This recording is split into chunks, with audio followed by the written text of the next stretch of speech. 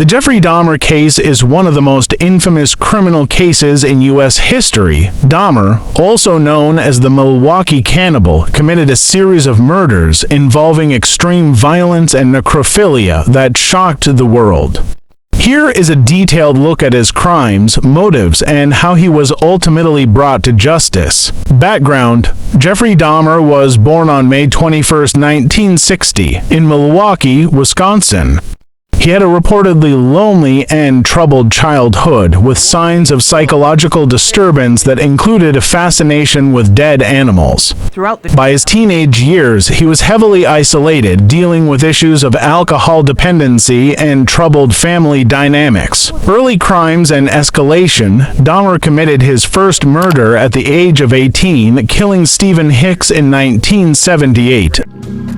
I was coming back from the shopping mall back in '78.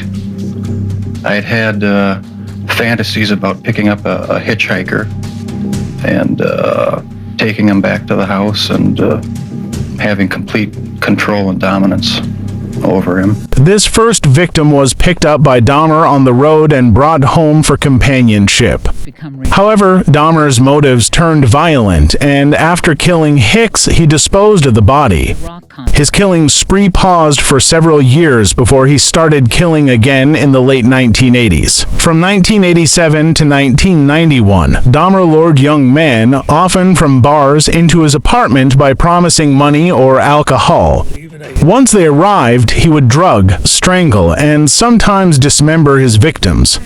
His crimes became increasingly gruesome over time, involving acts of necrophilia, cannibalism, and preserving body parts. Dahmer reportedly kept skulls and other remains as trophies. I was saving body parts such as skulls and skeletons, and eventually I did turn to cannibalism. Methods and motive: Dahmer's motives remain a point of analysis for criminal psychologists. He often expressed that he was driven by a need to control his victims and keep them with him permanently. This led him to commit acts of necrophilia, as well as attempts to create zombies by drilling into the heads of some victims and injecting chemicals to try to keep them alive but submissive. Arrest and capture. In July 1991, Dahmer's killing spree came to an end when a potential victim, Tracy Edwards, managed to escape from his apartment.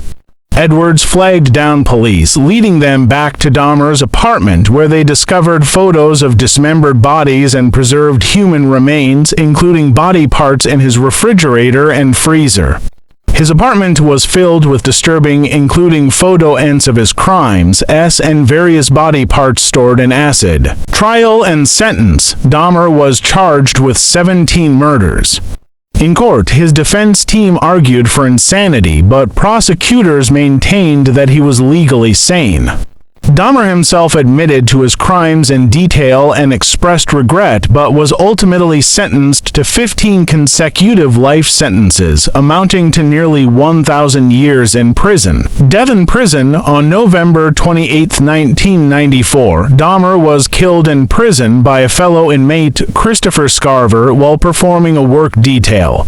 Scarver later claimed he was disturbed by Dahmer's lack of remorse and his behavior in prison. Legacy and cultural impact. The Jeffrey Dahmer case has since been the subject of books, documentaries, and dramatizations. His crimes left a lasting mark on American society, raising questions about law enforcement's handling of his case, as he was almost captured earlier in several incidents.